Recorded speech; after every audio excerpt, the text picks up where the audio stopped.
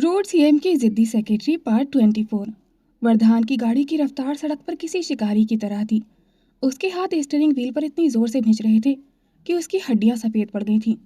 उसके दिमाग में सिर्फ एक ही तस्वीर घूम रही थी, उसकी माँ का चेहरा और वह वहशी आवाज जिसे वह अपनी जिंदगी से हमेशा के लिए मिटा देना चाहता था। सड़कें खाली थी, लेकिन वरदान को लग रहा था जैसे मंजिल और दूर होती जा रही है। उसने अपनी माँ का नंबर बार बार डायल किया, पर दूसरी तरफ से सिर्फ एक ही जवाब मिल रहा था। The number you are trying to reach is currently switched off. अगर उन्हें एक खरोंच भी आई, वरदान ने दांत पीसते हुए खुद से कहा, तो मैं भूल जाऊंगा कि मेरी रगों में खून किसका दौड़ रहा है। वरदान की आंखों में खून उतर आया था। उसने झटके से अपना फोन उठाया और मदन का नंबर डायल किया। मदन, वहाँ की लोकेशन ट्रेस करो अभी के अभी। वरदान की आवाज में इतनी ठंडक थी कि सुनने वाले की रूह कांप जाए। मुझे किसी भी हाल में उस दरिंदे तक पहुंचना है, एक सेकंड की भी देरी नहीं होनी चाहिए। वहीं दूसरी तरफ मुख्यमंत्री आवास में एक अजीब सी खामोशी छाई हुई थी। वर्तिका अपने कमरे की बालकनी में खड़ी तेज हवाओं के बीच वरदान के उस भयानक गुस्से के बारे में सोच रही थी, जिसे उसने कुछ देर पहले देखा था। उसका दिल किसी अनहोनी की आशंका से बैठा जा रहा था। वह घबराहट में तेजी से सीढ़ियां उतरकर नीचे आई। सामने से काकी गुजर रही थी। वर्तिका ने उन्हें रोककर पूछा, काकी सर कहाँ हैं? वे इतनी जल्दी में कहाँ गए? काकी ने एक ठंडी हवा भरी और चिंता भरे स्वर में कहा, बेटा, सर तो बहुत गुस्से में कहीं निकले हैं। उनका चेहरा देखकर तो मेरा भी दिल कांप गया था। आप परेशान ना हो, मैं आपके लिए नाश्ता लगा दूं? वर्तिका ने उदास होते हुए अपना सिर हिलाया और दरवाजे की तरफ बढ़ते हुए कहा, नहीं काकी, हमें भूख नहीं है, हम भी बाहर जा रहे हैं, मुझे उनके पास जाना है। जैसे ही उसने कदम बाहर निकाला, काकी ने उसे रोक लिया था। बेटा, आप बाहर नहीं जा सकती। सर ने जाते वक्त सभी गार्ड्स को सख्त ऑर्डर दिया है कि आपको किसी भी हाल में घर से बाहर ना निकलने दिया जाए। वर्तिका बेबसी से बंद दरवाजे को देखती रह गई थी। उधर शहर के एक पुराने अंधेरे गोदाम में सन्नाटा चीखों सा टूट रहा था। सुलोचना जी एक कुर्सी से बंधी हुई थी। उनके सामने खड़ा चंद्रभान वहशीपन से मुस्कुरा रहा था। चंद्रभान ने अपनी सिगरेट का धुआं सुलोचना जी के चेहरे पर छोड़ा और एक डरावनी हंसी हंसा। सुलोचना जी, जिनकी आंखों में डर से ज्यादा नफरत थी, गुस्से से कांपते हुए चिल्लाई, चंद्रभान, तुम्हारी हिम्मत कैसे हुई मुझे छूने की? और तुम जेल से बाहर कैसे आए? तुम्हें तो उम्र कैद हुई थी। चंद्रभान के चेहरे पर एक कुटिल मुस्कान आ गई थी। उसने बिना किसी चेतावनी के सुलोचना जी के बाल मुट्ठी में भींचे और उनका चेहरा अपनी ओर झटका। सुलोचना जी दर्द से करहा उठी थी, लेकिन उनकी नजरों ने झुकना स्वीकार नहीं किया था। जेल से बाहर कैसे आया, ये जानकर तुम क्या करोगी? चंद्रभान उनके बाल और जोर से खींचते हुए गुर्राया, ये पूछ कि मैं क्यों आया हूँ? तुझे क्या लगता था तू मुझे सलाखों के पीछे सड़ा देगी और मैं वहाँ बैठा तेरी याद में माला जपूंगा? तुझसे उस एक एक पल का बदला लूंगा जो मैंने उस कालकोठरी में काटा है। तुझे कैसे भूल सकता हूँ मैं? उसने बेहद घटिया अंदाज में उनके चेहरे को सहलाने की कोशिश की। इतने सालों बाद भी तेरा ये गुरूर कम नहीं हुआ, पर आज ये गुरूर भी टूटेगा और तेरा वो लाडला बेटा भी, जो बाहर तुझे ढूंढने के लिए पागलों की तरह भटक रहा है। सुलोचना जी ने घृणा से अपना चेहरा दूसरी तरफ फेर लिया था। वरदान तुम्हें जिंदा नहीं छोड़ेगा चंद्रभान, लिख के ले लो। चंद्रभान एक बार फिर जोर से हंसा, जिसकी गूंज उस वीरान गोदाम की दीवारों से टकराकर और भी भयानक लग रही थी। चंद्रभान की हंसी और भी गहरी और डरावनी हो गई थी। उसने सुलोचना जी के चेहरे को अपनी उंगलियों से जोर से भींचा, जिससे उनके चेहरे पर नीले निशान उभरने लगे थे। वरदान मुझे नहीं छोड़ेगा, चंद्रभान ने उपहास उड़ाते हुए कहा। वो तो देखा जाएगा सुलोचना, उसकी बारी भी आएगी, पर अभी तो खेल शुरू हुआ है। उसे आने दे, उसे देखने दे कि उसका बाप, जिसे तुम दुनिया की नजरों में मुजरिम बना चुकी हो, वो क्या चीज है। उसने अपनी नजरें सुलोचना जी के चेहरे पर गड़ा दी और एक घिनौनी प्यास उसकी आंखों में उतर आई थी। वह उनके और करीब आया, इतना करीब कि सुलोचना जी को उसकी बदबूदार सांसें अपने चेहरे पर महसूस होने लगी थी। इतने साल जेल की उन ठंडी दीवारों के पीछे मैंने सिर्फ एक ही सपना देखा था, चंद्रभान ने बेहद घटिया और दबी हुई आवाज में कहा, कि जब मैं बाहर आऊंगा तो सबसे पहले उस क्रूर को कुचलूंगा जिसने मुझे बर्बाद किया था। वरदान आई या पूरी दुनिया, मुझे फर्क नहीं पड़ता। उसने अपना हाथ सुलोचना जी के कंधे की तरफ बढ़ाते हुए कहा, अभी के लिए तो तुम यहाँ हो और मैं, वरदान के आने में अभी वक्त है। तब तक तुम मेरी बरसों की प्यास बुझाओ। आखिर मेरा भी तो हक है तुम पर, है ना? सुलोचना जी की आंखों में नफरत की आग भड़क उठी थी। उन्होंने पूरी ताकत से उसके चेहरे पर थूक दिया था, जान दे दूंगी चंद्रभान, पर तुझे अपनी परछाई भी छूने नहीं दूंगी। तुम जानवर थे और जानवर ही रहोगे। चंद्रभान ने चेहरे से थूक पहुंचा और उसका चेहरा गुस्से से तमतमा उठा था। उसने अपना हाथ हवा में लहराया और एक जोरदार तमाचा सुलोचना जी के चेहरे पर जड़ दिया था। बहुत जुबान चलने लगी है तुम्हारी, वो दहाड़ा। अब देख मैं तेरा क्या हाल करता हूँ। चंद्रभान के उस जोरदार तमाचे से सुलोचना जी का चेहरा एक तरफ झुक गया था और उनके होठों के कोनों से खून की एक पतली लकीर बह निकली थी। चंद्रभान के चेहरे पर एक वहशी जुनून सवार था। उसने अपनी जेब से एक छोटा चाकू निकाला और एक ही झटके में सुलोचना जी के हाथों और पैरों की रस्सियां काट दी थी। जैसे ही रस्सियां खुली, सुलोचना जी ने अपनी बची कुची हिम्मत जुटाई और जमीन पर गिरते ही डर के मारे पीछे की तरफ घिसटने लगी थी। उनकी आंखों में दहशत थी, लेकिन जुबान पर अब भी वही गरिमा थी। वे अपने कांपते हाथों से खुद को उस दरिंदे से दूर ले जाने की कोशिश कर रही थी। गोदाम की पथरीली जमीन उनके हाथों में चुभ रही थी, पर उन्हें सिर्फ उस शैतान से बचना था। चंद्रभान एक शिकारी की तरह धीमी चाल चलते हुए उनके करीब आया और अचानक झुककर उनका पैर मरोड़ते हुए उन्हें अपनी तरफ घसीटा। कहाँ जा रही हो सुलोचना? चंद्रभान ने बेहद डरावनी आवाज में कहा। उसने उनका पैर इतनी जोर से पकड़कर खींचा कि सुलोचना जी का शरीर वापस उसकी ओर खींचता चला गया था। बहुत गर्मी आ गई है तुझमें। जेल भेजने का शौक था पूरा कर लिया, अब इस चंद्रभान का शौक भी देख। जितना तू पीछे भागेगी मुझे उतना ही मजा आएगा। सुलोचना जी ने दूसरे पैर से उसे मारने की कोशिश की, लेकिन चंद्रभान ने उनका दूसरा पैर भी दबोच लिया था। वह पागलों की तरह हंसने लगा। चीखो सुलोचना, जितना चीख सकती हो चीखो, लेकिन यहाँ तुम्हारी चीखें सुनने वाला कोई नहीं है सिवाय इन दीवारों के और मेरे। वह उनकी ओर झुकने लगा। उसकी गंदी नजरें सुलोचना जी के चेहरे पर जमी थी। सुलोचना जी ने बेबसी में अपनी आंखें बंद कर ली और कांपते हुए भगवान को याद करने लगी थी। चंद्रभान ने उन्हें गोदाम के कमरे के बिस्तर पर पटक दिया था। सुलोचना जी की चीखें पूरे कमरे में गूंज रही थी। उनकी उंगलियां बेतहाशा खुद को बचाने के लिए चंद्रभान के बालों को नोच रही थीं। चंद्रभान की आंखों में पागलपन उतर चुका था। वो उन्हें बेआबरू करने ही वाला था कि तभी धड़ाम, दरवाजा इतनी जोर से खुला कि दीवारें तक कांप उठी थी। चंद्रभान का हाथ वहीं रुक गया था। दरवाजे पर खड़ा था वरदान। उसकी आंखों में आग थी, ठंडी, खतरनाक और खामोश आग। एक पल के लिए कमरे में सन्नाटा छा गया था। सिर्फ सुलोचना जी की टूटी हुई सिसकियां सुनाई दे रही थीं। हाथ हटाओ उनसे। वरदान की आवाज़ धीमी थी, लेकिन उसमें एक ऐसा खौफ था कि चंद्रभान के कदम खुद ब खुद पीछे खिसक गए थे। तुम? चंद्रभान की आवाज़ में पहली बार डर झलका था। वरदान धीरे धीरे आगे बढ़ा। उसने बिना कुछ कहे अपना कोट उतारकर सुलोचना जी के ऊपर डाल दिया था। उनके चेहरे से बहते खून को देखा और फिर अगले ही पल उसका मुक्का चंद्रभान के चेहरे पर पड़ा, इतना जोरदार कि चंद्रभान जमीन पर जा गिरा था। उसकी आंखों में इंसानियत का नामो निशान नहीं था। मेरी माँ को छूने की हिम्मत की तूने? वरदान की आवाज़ किसी इंसान की नहीं बल्कि एक घायल शेर की दहाड़ लग रही थी। उसने चंद्रभान को जमीन से घसीटकर उठाया और उसके चेहरे पर एक के बाद एक मुक्कों की बारिश शुरू कर दी थी। वरदान इस वक्त होश में नहीं था। उसका हर वार चंद्रभान की हड्डियों को चटका रहा था। खून के छींटे वरदान की सफ़ेद शर्ट और चेहरे पर पड़ रहे थे, पर उसे रुकना नहीं आता था। वह चंद्रभान को जमीन पर गिराकर मारने लगा था। आज तूने बहुत बड़ी गलती कर दी चंद्रभान। वरदान दहाड़ा। उसकी आवाज़ में ऐसा जहर घुला हुआ था कि कमरे में मौजूद हर इंसान सिहर उठा था। चंद्रभान के होठों से खून बहने लगा था, लेकिन वरदान की हाथों की रफ्तार जरा भी कम नहीं हो रही थी। हर वार में बरसों का दबा हुआ दर्द, अपमान और नफरत शामिल थी। कमरे में सिर्फ दो ही आवाज़ें गूंज रही थीं, चंद्रभान की दर्द से तड़पने की और वरदान की भारी जलती हुई सांसों की। सुलोचना जी ने कांपते हुए खुद को संभाला। उन्होंने घबराकर आगे बढ़ते हुए चीखकर कहा, वरदान बेटा रुक जाओ, तुम इसे मार डालोगे। वरदान छोड़ दो इसे। लेकिन वरदान के कानों तक उनकी आवाज़ जैसे पहुंच ही नहीं रही थी। उसकी आंखों के सामने बार बार वही मंजर घूम रहा था जो उसने कमरे में घुसते हुए देखा था। गोदाम के उस ठंडे कमरे में खौफनाक मंजर था। वरदान का गुस्सा ज्वालामुखी की तरह फट रहा था, लेकिन फर्श पर लहूलुहान पड़ा चंद्रभान अचानक खिलखिलाकर हंसने लगा था। उसके मुंह से खून बह रहा था, पर उसकी आंखों में वही पुरानी राक्षसी चमक थी। मार और मार मुझे, चंद्रभान ने खांसते हुए कहा। जितना तू मुझे मारेगा उतना ही तू मेरे जैसा बनेगा।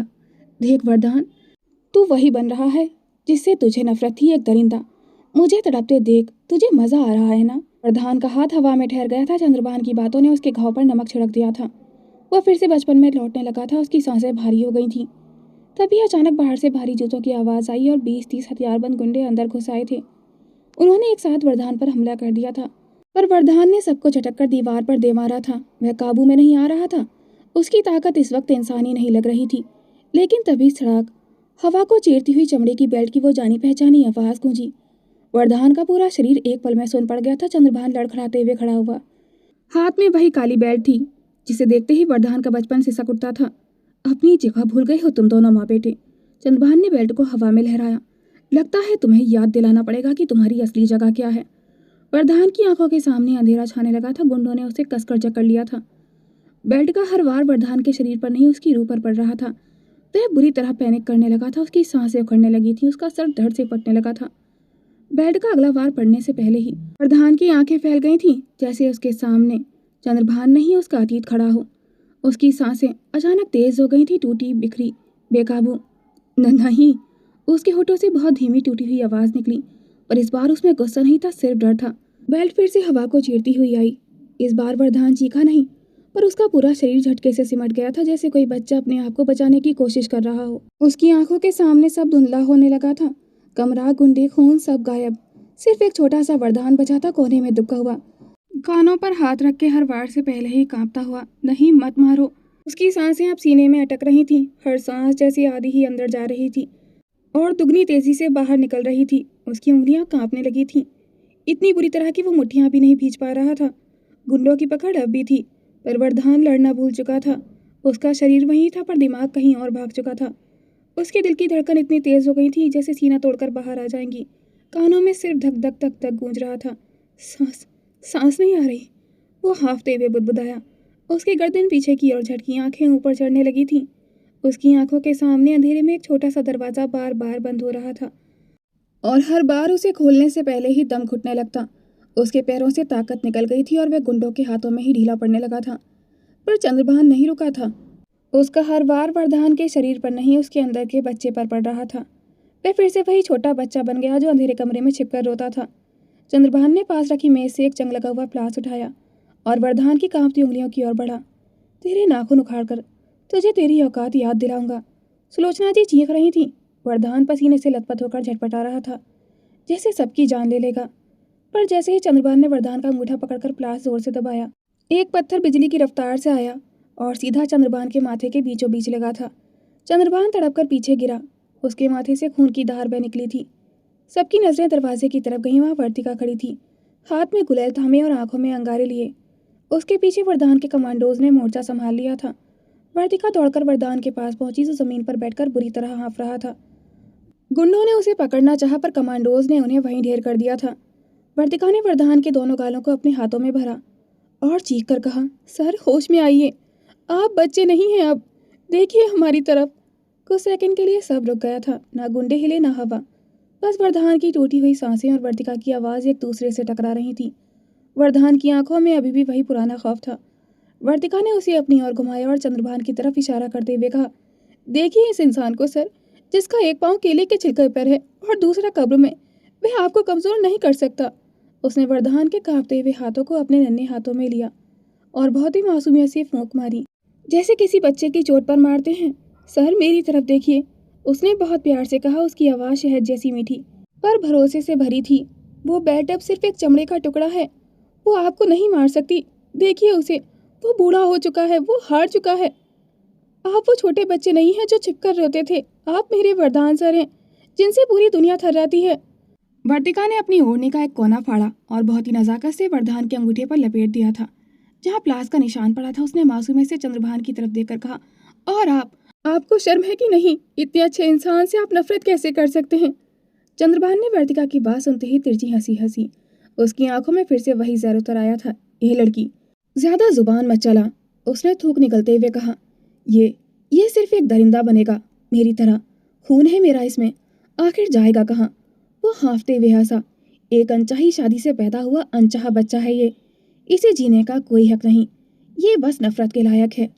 बस वही पल था जब वर्तिका का चेहरा एकदम से बदल गया था।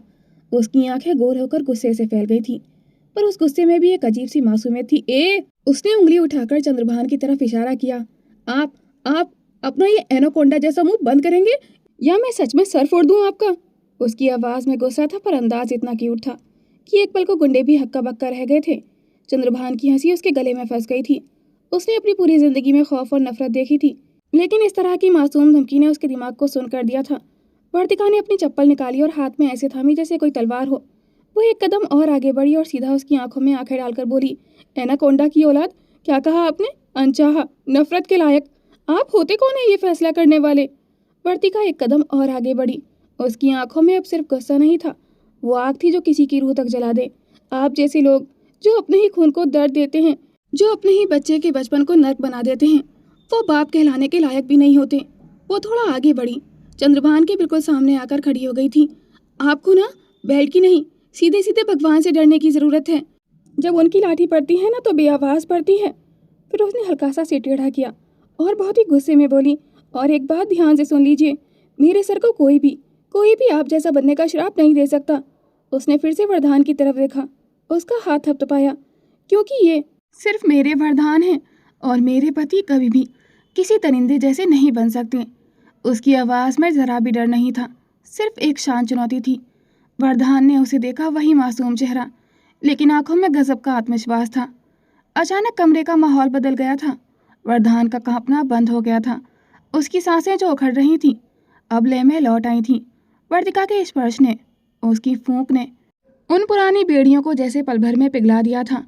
वरदान धीरे धीरे खड़ा हुआ। उसकी आंखों से बचपन का वो खौफ गायब हो चुका था। उसकी जगह अब एक ठंडी क्रूरता ने ले ली थी। वह अब घायल शेर नहीं बल्कि एक शिकारी लग रहा था, जो अपनी पकड़ मजबूत कर चुका था। उसने अपनी कलाई घुमाई जिसे गुंडों ने पकड़ रखा था और जो अब कमांडोज के डर से पीछे हट चुके थे। उसके चेहरे से खून और पसीने के निशान अब एक युद्धवीर के तमगे जैसे लग रहे थे। वरदान ने झुककर जमीन पर पड़ी वही काली बेल्ट उठा ली। उसे देखते ही उसके चेहरे पर एक फीकी सी मुस्कान आ गई थी।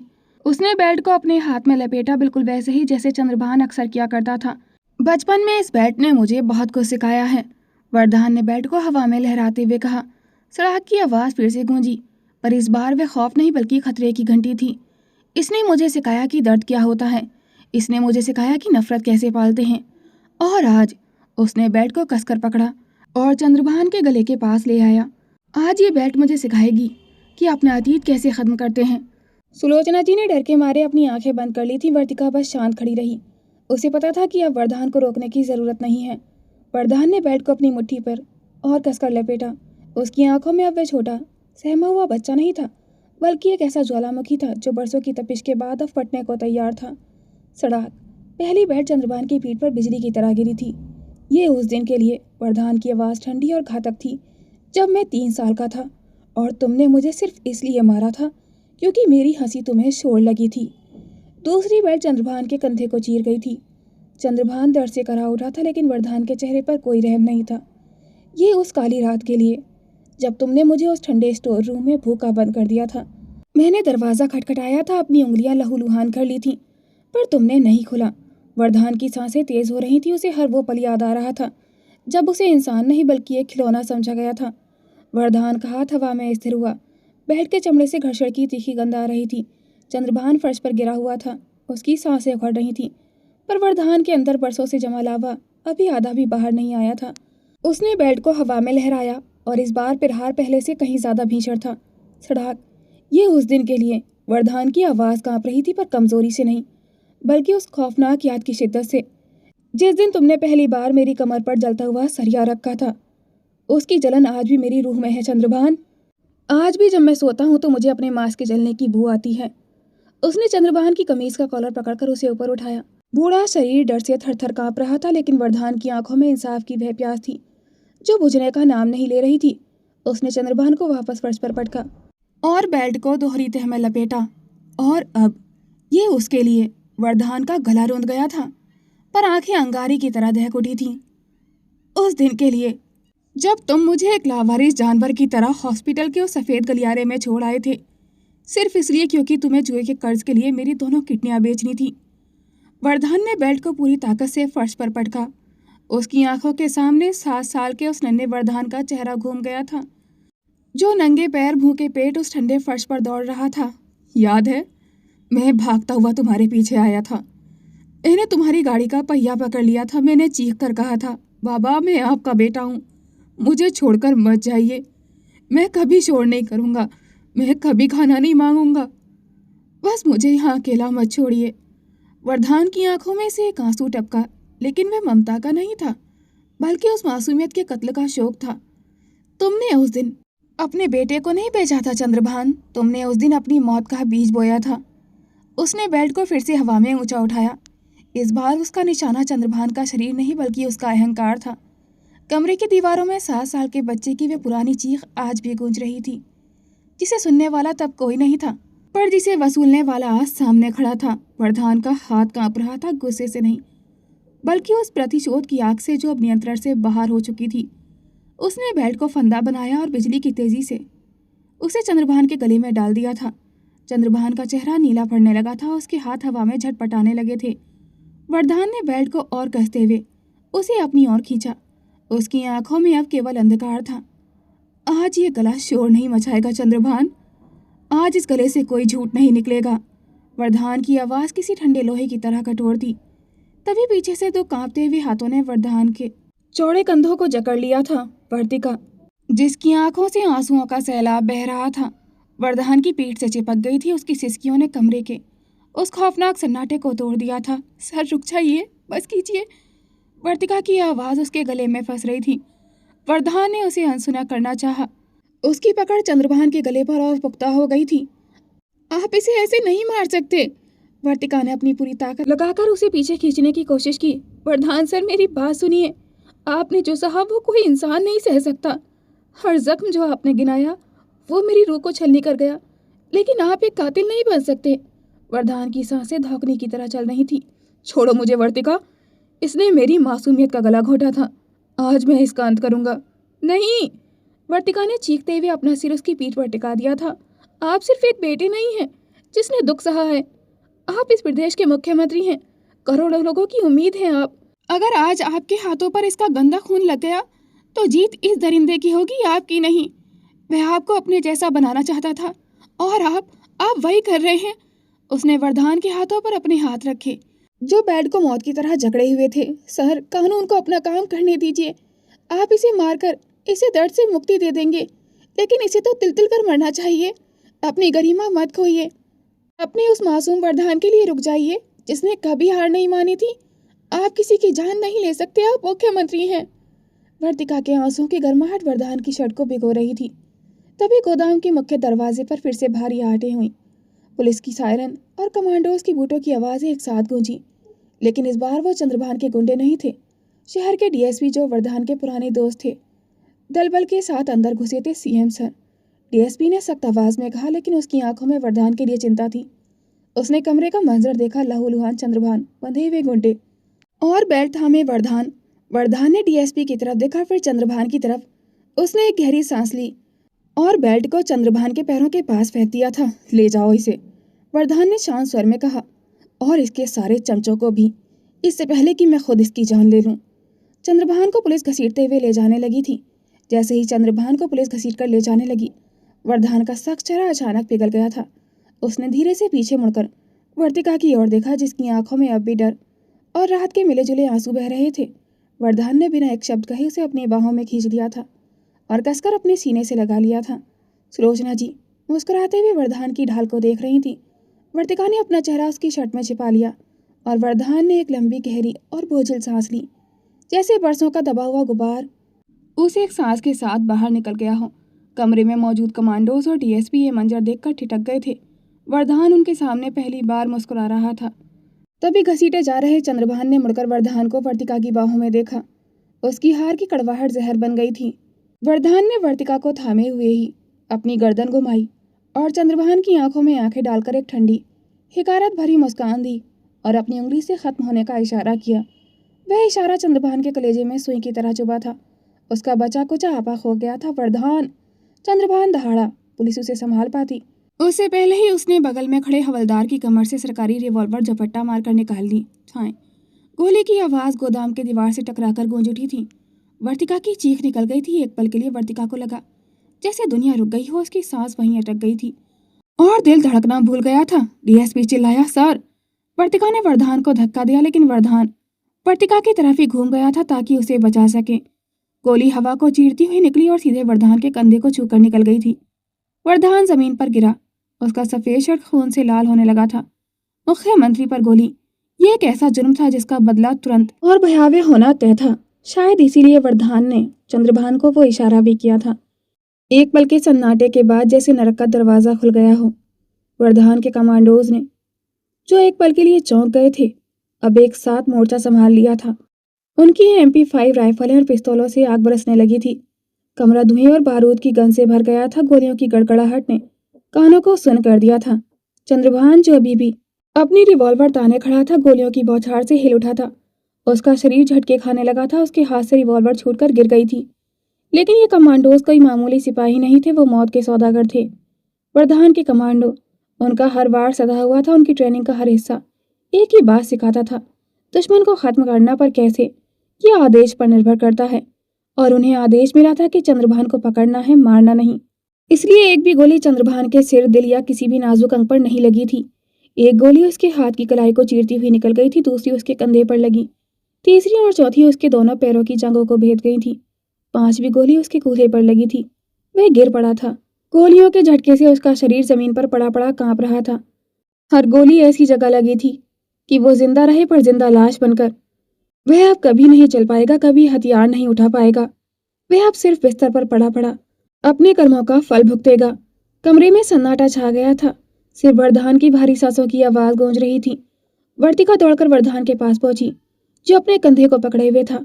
उसका चेहरा दर्द से पीला पड़ गया था, पर उसकी आंखों में अब कोई खौफ नहीं था। सर आप ठीक हैं? वर्तिका की आवाज कांप रही थी। वरदान ने उसे देखा, उसकी आंखों में वही पुरानी गहराई थी। चंद्रभान फर्श पर अपनी टूटी हड्डियों और बहते खून के साथ तड़प रहा था। वह घिसटता हुआ वरदान के जूतों के पास पहुंचा और अपने कांपते हाथों से वरदान का पैर पकड़ लिया था। मार दो मुझे वरदान, मुझे खत्म कर दो। मैं इस नर्क जैसी हालत में नहीं जी सकता। मुझे गोली मार दो, मुझे मार दो वरदान। चंद्रभान टूटी हुई आवाज में फुसफुसाया। चंद्रभान की आवाज में अब अहंकार नहीं, बल्कि मौत के लिए एक भीख थी। वो जानता था ऐसे जीना उसके लिए मौत से भी बदतर होगा। वरदान ने अपना घायल कंधा पकड़े हुए नीचे देखा। उसके चेहरे पर एक ठंडी और रूह कपा देने वाली मुस्कान उभरी थी। उसने झुककर चंद्रभान की आंखों में देखा और धीमी आवाज में कहा, मौत? मौत तुम्हारे लिए बहुत छोटी चीज है चंद्रभान, इतनी आसानी से पीछा नहीं छूटेगा। वरदान ने अपने पैर जोर से झटक कर उसे दूर फेंका और आगे बढ़ते हुए बोला, तुम्हें वैसे ही तड़पना होगा जैसे मैं इतने सालों तक तड़पा हूँ, हर पल हर सांस के साथ। तुम्हें उन जलते सरियों और उन भूखी रातों की याद आएगी। अब तुम्हें सिर्फ तड़पना होगा ताउम्र। वरदान अपनी माँ सुलोचना जी का हाथ थामे वर्तिका का सहारा लेकर गोदाम से बाहर निकल आया था। आज वरदान की रूह ने अतीत की बेड़ियों को तोड़कर आजादी की पहली सांस ली थी, क्योंकि गुनाहगार को मौत नहीं, खुद की लाश ढोने की सजा मिली है। गोदाम के बाहर कदम रखते ही सामने का नजारा देख वरदान ठिठक गया था। वहां सूर्य प्रताप जी खड़े थे। उनके चेहरे पर एक ऐसी बेबसी और डर था जो उन्होंने कभी किसी को नहीं दिखाया था। जैसे ही उनकी नजर सामने खड़ी सुलोचना जी पर पड़ी, उनकी आंखों में चमक और राहत के आंसू एक साथ आ गए थे। उन्होंने दौड़कर सुलोचना जी को अपनी बाहों में भर लिया था। हम नहीं रह पाते सुलोचना आपके बिना, हम बिखर जाते। सूर्य प्रताप जी की आवाज रोंद गई थी। वरदान, जो अपना बहता हुआ कंधा थामे खड़ा था, ये सब देख रहा था। उसे लगा कि उसकी माँ का उन पर भरोसा करना गलत नहीं था। आज पहली बार उसने अपने कठोर पिता के भीतर छिपे उस प्रेमी को देखा था। तभी सूर्य प्रताप जी की नजर वरदान के खून से सने शर्ट पर और घायल कंधे पर पड़ी। वह सुलोचना को छोड़ तुरंत वरदान की ओर आए। तुम ठीक हो वरदान? ये चोट? वरदान ने पहले तो अपनी नजरें झुकाई, फिर थोड़ा हिचकिचाते हुए धीमी आवाज में कहा, जी डैड। पूरा माहौल थम गया था। वरदान के होंठ हिले, जैसे वो खुद भी यकीन नहीं कर पा रहा था कि ये शब्द बाहर आने वाले हैं। ये शब्द होठों से नहीं, उसके अंदर के उस बच्चे से निकला था जिसने कभी डैड कहने की हिम्मत ही नहीं की थी। सूर्य प्रताप के कान जैसे इस शब्द को सुनने के लिए बरसों से तरस रहे थे। यकीन ही नहीं हुआ कि वरदान ने उन्हें डैड कहा है। सूर्य प्रताप की दुनिया जैसे एक पल के लिए थम गई थी। उन्होंने जो जंग सालों से नहीं जीती थी, वो वरदान के उस एक शब्द ने उन्हें जिता दी थी। उनके चेहरे की झुर्रियों में छिपी सख्ती पिघलकर आंखों से पानी बनकर बहने लगी थी। वरदान ने चेहरा तो फेर लिया, पर डैड शब्द की गूंज उस हवेली की नफरत भरी दीवारों पर भारी पड़ गई थी। वह घबराते हुए हक बकाए, क्या क्या कहा तुमने वरदान? वरदान को अपनी भावनाएं व्यक्त करने की आदत नहीं थी। उसने तुरंत अपना चेहरा घुमाया और रूखेपन का मुखौटा पहनते हुए बोला, रहने दीजिए मिस्टर शेखावत, आपको इसकी आदत नहीं है और ना ही मुझे। सूर्य प्रताप के चेहरे पर एक अधूरी लेकिन सुकून भरी मुस्कान आ गई थी। तभी सुलोचना जी ने आगे बढ़कर वरदान का दूसरा हाथ थामा और सूर्य प्रताप की ओर देखते हुए कहा, अब बहुत बातें हो गई, चलो यहाँ से, मेरे बेटे को अस्पताल ले जाना है। तीनों गोदाम से बाहर निकल गए थे। शाम हो चुकी थी। मुख्यमंत्री आवास का विशाल कमरा अजीब सी खामोशी में डूबा हुआ था। बाहर हल्की चांदनी खिड़की से भीतर उतर रही थी। वरदान बिस्तर के किनारे बैठा था। उसके कंधे पर पट्टी तो बंधी थी, लेकिन खून की हल्की सी लकीर अब भी सूख कर जम गई थी। दर्द अभी भी था, पर उसके चेहरे पर वही हमेशा वाली ठंडी दृढ़ता थी। वह धीरे धीरे अपनी शर्ट के बटन खोलने की कोशिश कर रहा था, लेकिन जैसे ही उसका घायल बाजू थोड़ा हिला, उसके होठों से दबा हुआ दर्द भरा सांस निकल गया था। तभी दरवाजा हल्के से खुला वर्तिका अंदर आई और उसके हाथ में ट्रे थी जिसमें खाना रखा हुआ था। पर जैसे ही उसकी नज़र वरदान पर पड़ी वे वहीं ठिठक गई थी। वरदान की शर्ट आधी खुली हुई थी और वे अपने घायल बाजू के कारण उसे उतार नहीं पा रहा था। वर्तिका की पलकों में हल्की सी घबराहट उतर आई थी। आप क्या कर रहे हैं? उसकी आवाज़ धीमी और हल्की कांपती हुई थी। वरदान ने गर्दन मोड़कर उसकी तरफ देखा। उसकी गहरी आंखें कुछ पल बस उसी को देखती रहीं। शर्ट उतारने की कोशिश कर रहा हूँ, उसने बेहद सामान्य लहजे में कहा। वर्तिका ने ट्रे टेबल पर रख दी थी। उसके कदम धीरे धीरे उसकी तरफ बढ़े। आपको बाजू में चोट लगी है? वे उसके पास आकर धीमे से बोली। मैं कर देती हूँ। कमरे में कुछ पल के लिए अजीब सी चुप्पी छा गई थी। वरदान की आंखें उसके चेहरे पर टिकी हुई थी, पर उसने बहुत हल्के से कहा, ओके। वर्तिका के हाथ धीरे धीरे आगे बढ़े। उसने वरदान की शर्ट का पहला बटन खोला। उसकी उंगलियां कांप रही थी, दूसरा बटन, तीसरा।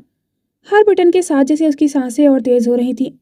वरदान उसका पति था, लेकिन इस तरह उसके इतने करीब आना ये पहली बार था। उसकी उंगलियां हल्की सी उसके सीने को छू गईं और वह जैसे एक पल को ठिठक गई थी। वरदान ने यह सब महसूस किया। उसकी आंखों में एक हल्की सी शरारती चमक उभर आई थी। वह जानबूझकर थोड़ा आगे झुका ताकि वर्तिका और करीब आ जाए। अब उनके बीच बस कुछ इंच की दूरी रह गई थी। वर्तिका की सांसें उसके सीने से टकराकर वापस लौट रही थीं। उसने धीरे धीरे आखिरी बटन खोला और शर्ट को सावधानी से उसके कंधे से उतारने लगी थी। जैसे ही कपड़ा उसके घायल कंधे से हटा, वर्तिका की आंखें अचानक फैल गई थीं।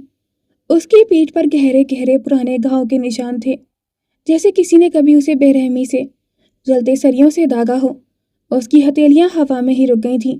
उसकी आंखों में आंसू भर आए थे। वे धीरे से फुसफुसाई, बहुत दर्द हुआ होगा ना? वरदान कुछ पल चुप रहा, फिर उसने हल्का सा सिर घुमाकर उसकी तरफ देखा। उसकी आवाज़ धीमी थी, लेकिन बेहद भारी, बहुत ज़्यादा। वर्तिका का दिल कसकर सिमट गया था। वे खुद को रोक नहीं पाई थी। उसने धीरे से हाथ बढ़ाकर उसकी पीठ के उन निशानों को छू लिया था, जैसे दर्द को सहला रही हो। उसे ऐसा लगा जैसे वो उन जख्मों को नहीं, उसके बीते हुए दर्द को छू रही हो। उसकी आंखों से आंसू चुपचाप गिर पड़े थे। वर्तिका की उंगलियों ने जब उन गहरे निशानों को छुआ तो वरदान के शरीर में एक सिहरन दौड़ गई थी। वो निशान सिर्फ शरीर पर नहीं थे, उसकी रूह पर थे। वर्तिका के आंसू जब उसके जख्मों पर गिरे तो वरदान को लगा जैसे उसके बरसों के तपे हुए घाव पर किसी ने गंगा जल छिड़क दिया हो। उसकी आंखों से गिरा वो एक आंसू वरदान की बरसों की करवाहट को धोने के लिए काफी था। वरदान ने यह महसूस किया। अगले ही पल उसने उसका हाथ पकड़ लिया था, धीरे से उसे अपनी तरफ खींचा और वर्तिका सीधे उसकी चौड़ी छाती से आ लगी थी। उसने अपना चेहरा उसके सीने में छुपा लिया था। वरदान ने वर्तिका को खुद से इतना करीब महसूस किया तो उसके अंदर का वह सख्त पत्थर जैसा हिस्सा जैसे पल भर में पिघल गया था। उसकी आंखों में कभी नमी नहीं आई थी, सिर्फ आग देखी थी दुनिया ने। वरदान की आंखों के कोने भी भीग गए थे। ये आंसू कमजोरी के नहीं थे, ये सुकून के थे। ऐसा सुकून जो उसे सालों की तड़प के बाद मिला था। उसने अपना सिर वर्तिका के सिर पर टिका दिया था और अपनी आंखें कसकर बंद कर लीं। उसे महसूस हुआ कि उन निशानों का बोझ जो वह सालों से अकेले ढो रहा था, आज वर्तिका ने बांट लिया है।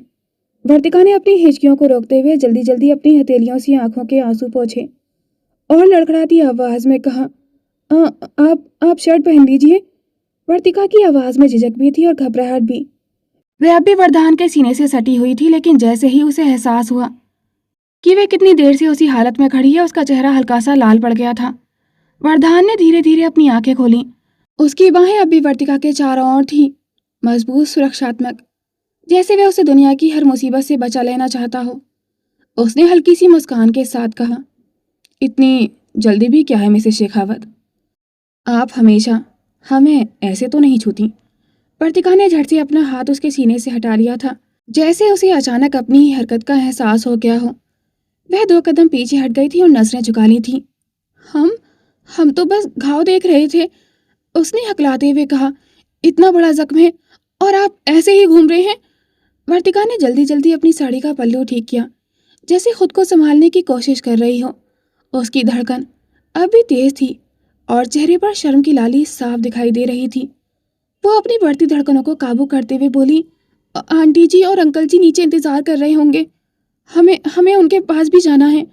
कमरे में कुछ पल खामोशी रही। वरदान बस उसे देखता रहा। वह पीछे मुड़ने ही वाली थी कि कमरे की हवा का रुख बदल गया था।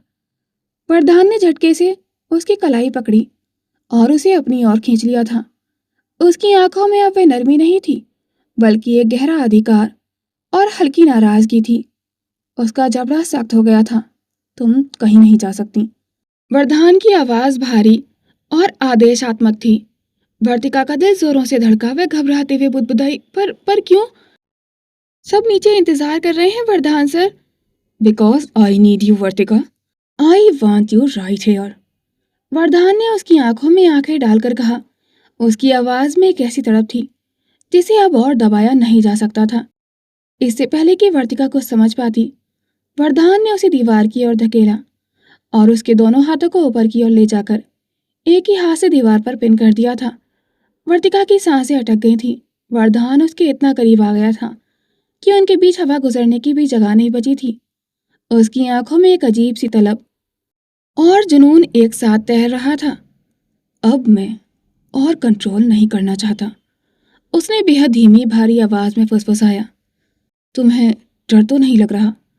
उसकी गर्म सांसें वर्तिका के चेहरे को छू रही थीं और उसकी धड़कनें बेकाबू हो चुकी थीं। वर्तिका ने घबराकर अपनी नजरें झुका लीं। वरदान ने धीरे से उसकी ठुड्डी को अपनी उंगलियों से उठाया और उसकी नजर खुद ब खुद वरदान की आंखों में टिक गई थी। क्या मेरा प्यार तुम्हें डर जैसा लगता है? उसकी आवाज इस बार और धीमी थी, जैसे जवाब सुनना जरूरी हो। वर्तिका के पास कोई शब्द नहीं थे। कमरे की खामोशी में बस उनकी सांसें थीं, एक दूसरे से उलझती हुई, बढ़ती हुई। उसने पलकों को झुका लिया था और पीछे नहीं हटी थी। वह चाहकर भी खुद को उसकी पकड़ से छुड़ाना नहीं चाहती थी, जैसे इस पल का इंतजार उसे भी बरसों से था। वर्तिका के उस खामोश इकरार को महसूस कर वह सीधे उसके होठों पर झुक गया था। वरदान उसे इंटेंसली किस करने लगा था, जिसमें तड़प भी थी। इसमें वरदान के सालों का अकेलापन और वर्तिका के प्रति उसकी बेपनाह चाहत एक साथ उमड़ पड़ी थी। वर्तिका ने अपनी आंखें कसकर बंद कर लीं। उसके हाथों की पकड़ वरदान की उंगलियों के नीचे और भी सख्त हो गई थी। वह चाहकर भी खुद को इस जुनून से दूर नहीं कर पा रही थी। वरदान ने उसे अपनी बाहों के घेरे में जैसे कैद कर लिया था, यह जताते हुए कि इस वक्त पूरी दुनिया में उनके अलावा कोई और मायने नहीं रखता। करीब 5 मिनट के उस बेतहाशा जुनून के बाद जब वरदान ने धीरे धीरे अपनी पकड़ ढीली की, तो वर्तिका की सांसें बुरी तरह फूल रही थीं। उसके होठ सुर्ख हो चुके थे और आंखों में एक अजीब सी मदहोशी और घबराहट का मिला-जुला भाव था। वरदान ने उसे पूरी तरह आजाद नहीं किया, बल्कि उसके चेहरे के पास झुककर अपनी भारी आवाज में फुसफुसाया, "You only belongs to Vardaan Singh Shekhawat and I belongs to you." और तुम्हें नहीं लगता कि अपने पति को इस तरह तड़पाना अच्छी बात नहीं? उसके लफ्जों में एक गहरा मालिकाना हक था, जिसने वर्तिका के वजूद में एक कंपन छेड़ दी थी। उसने कांपते हुए होठों से अपनी बात पूरी करने की कोशिश की। पर सर, नीचे सब अंकल और आंटी आपका इंतजार कर रहे हैं, आपसे मिलना चाहते हैं। वरदान ने उसकी बात अनसुनी कर दी। उसने अपना चेहरा वर्तिका की गर्दन के पास झुकाया और उसके कोमल कंधों पर एक गहरा और तपता हुआ किस कर लिया था। वर्तिका की आंखें फिर से बंद हो गई थीं और उसके हाथ वरदान की बिना बटन वाली शर्ट को कसकर मुट्ठी में भरने लगे थे। सबको इंतजार करने दो। वरदान ने उसके गालों को सहलाते हुए फिर से वहां अपने होठ रख दिए थे। I don't care about anyone right now because I want only you. सिर्फ तुम। वर्तिका का शरीर थर थर कांप रहा था। वरदान की जुबान उसकी त्वचा पर बिजली की तरह दौड़ रही थी। यह एहसास उसके लिए बहुत अलग थे, जिन्हें संभालना उसके बस में नहीं था। उसकी घबराहट इतनी साफ थी कि वरदान उसे अपनी बाहों में महसूस कर सकता था। वरदान ने उसे अपनी पकड़ से जरा भी ढीला नहीं किया, बल्कि उसके कांपते वजूद को महसूस कर उसके चेहरे पर एक गहरी शरारती और जानलेवा स्मिर को भर आई थी। उसने अपना चेहरा उसके चेहरे के इतने करीब किया कि उसकी गर्म सांसें वर्तिका के गालों को जला रही थीं। उसने बेहद मखमली और भारी आवाज में कहा, मिसेस शेखावत, आप तो अभी से इतना घबरा गईं। अभी तो मैंने आपको प्यार करना ठीक से शुरू भी नहीं किया है। अभी तो बहुत कुछ बाकी है। वर्तिका ने अपनी भयकी पलकें धीरे से उठाईं। उसने कांपते हुए होठों को बड़ी मुश्किल से खोला और अपनी पूरी मासूमियत समेटकर हकलाते हुए कहा, वो हमें। उसकी बात पूरी भी नहीं हो पाई थी कि वरदान की गहरी नजरें उसके चेहरे से फिसलकर उसके कांपते होठों पर टिक गई थीं। कमरे की हवा जैसे अचानक भारी हो गई थी। वरदान एक कदम और करीब आया। अब उनके बीच इतनी ही दूरी बची थी जितनी दो धड़कनों के बीच होती है। वर्तिका की सांसें बेकाबू हो रही थीं। आप इतने पास। उसकी आवाज फुसफुसाहट में बदल गई थी। वरदान के होठों पर एक धीमी रहस्यमयी मुस्कान उभरी। उसने झुककर उसके कान के पास बहुत धीमे स्वर में कहा, तुम्हें कुछ कहना था ना? वर्तिका की उंगलियां उसकी शर्ट की सिलवटों में अनजाने में कस गई थीं। हमें हमें वो। अचानक वरदान का हाथ उसकी पीठ के पीछे गया था। अगले ही पल उसकी उंगलियां वर्तिका के ब्लाउज की उन पतली डोरियों तक पहुंच चुकी थीं जो उसकी धड़कनों की तरह ही कांप रही थीं। वर्तिका की आंखें शर्म से झुक गई थीं। सर, ये आप। लेकिन उसकी बात पूरी होने से पहले ही वरदान ने एक झटके में वो डोरियां खींच दी थीं। गांठ ढीली होते ही वर्तिका की सांसें जैसे उसके गले में ही अटक गई थीं। वे बिजली की तरह कांपकर उसकी बाहों में सिमट गई थी और वरदान की आंखों में खामोश खतरनाक मुस्कान उतर आई थी। अब बोलो वर्तिका। उसकी आवाज धीमी थी लेकिन उसमें ऐसा अधिकार था कि वर्तिका की पूरी दुनिया जैसे उसी पल में थम गई थी। वर्तिका ने घबराते हुए अपनी नजरें उठाईं और उसकी आंखों में देखा। उसने कांपते हुए होठों को बड़ी मुश्किल से खोला और अपनी पूरी मासूमियत समेटकर हकलाते हुए कहा, वो हमें ज्यादा नहीं आता प्यार करना, तो आप गुस्सा तो नहीं होंगे ना? उसका ये कहना और फिर से अपनी नजरें झुका लेना वरदान के दिल पर सीधा वार कर गया था। वरदान की उंगलियां अभी भी उसके गालों को हल्के हल्के सहला रही थी। वरदान की आंखों में एक गहरी खतरनाक मुस्कान उतर आई थी। अच्छा। वह और झुका। तो फिर मिसेस शेखावत, आज से क्लास शुरू करें? वर्तिका की धड़कन जैसे सीने से बाहर निकलने को बेताब थी। हम बहुत अच्छे टीचर हैं मिसेस शेखावत। वरदान की भारी आवाज उसके कानों में पिघलती हुई उतरी थी और अगले ही पल वरदान ने उसे अपनी तरफ खींच लिया था। To be continued. दोस्तों, आज आपको चंद्रभान का अंत कैसा लगा और आज का पार्ट आपको कैसा लगा? कमेंट सेक्शन में अपनी राय जरूर शेयर कीजिएगा। Thanks for watching. Please like, comment and share this video. Don't forget to subscribe my YouTube channel for more interesting videos.